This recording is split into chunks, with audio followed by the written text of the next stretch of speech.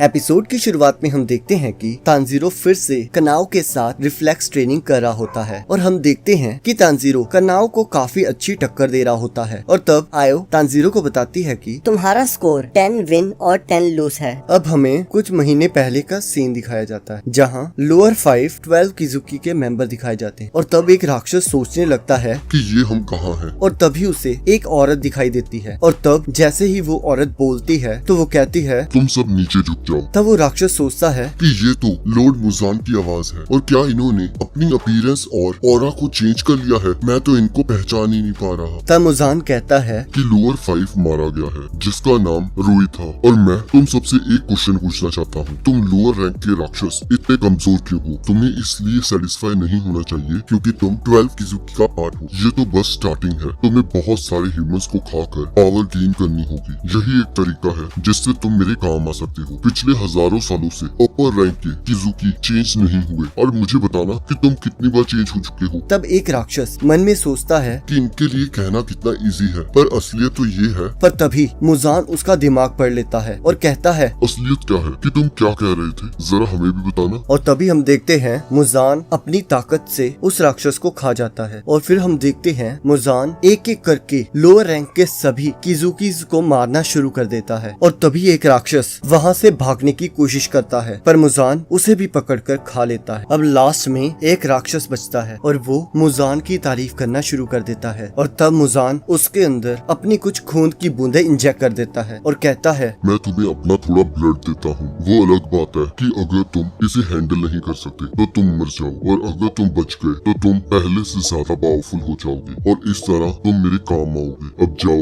अगर तुमने उस डेमोस्लेयर को हरा दिया जिसने हानाफुडा इयररिंग्स पहनी है, मैं तुम्हें और ब्लड दूंगा। और अब उस राक्षस को मुजान के ब्लड की वजह से तानजीरो का फेस दिखाई देता है और यहाँ दूसरी ओर हम देखते हैं कि एक क्रो तानजीरो और उनके साथियों के पास आता है और उन्हें बताता है कि एक ट्रेन है जिसके 40 से भी ज्यादा पैसेंजर्स गायब हो चुके हैं। तुम्हें ये ऑर्डर दिए जाते हैं कि तुम फ्लेम हाशिरा रेंगुको को असिस्ट करोगे। अब तुम्हें वेस्ट की ओर जाना चाहिए। अब दूसरी ओर मास्टर शिनोबू को बताते हैं कि मैंने मुगन ट्रेन के मिशन के लिए तानजीरो और बाकियों को चुना है और मैं पूछना चाहूँगा कि तुमने तानजीरो को इस काम के लिए क्यों रेकमेंड किया? तब शिनोबू बताती है कि तानजीरो की सोल बहुत प्योर है और उसके अंदर डिटर्मिनेशन पावर है और मुझे पूरा यकीन है कि वो कुछ करके दिखाएगा और उसके दिमाग में मुजान को हराने का गोल बिल्कुल क्लियर है। तब मास्टर कहते हैं कि इस बात पर तो मैं तुम्हारे साथ एग्री करता हूँ। तब शिनोबू मास्टर को बताती है कि तानजीरो के फादर फायर ब्रीथिंग को यूज करते थे और हो सकता है कि इस जर्नी में रेंगुकू उसकी इस चीज में हेल्प कर सके। तब मास्टर कहते हैं सही कहा।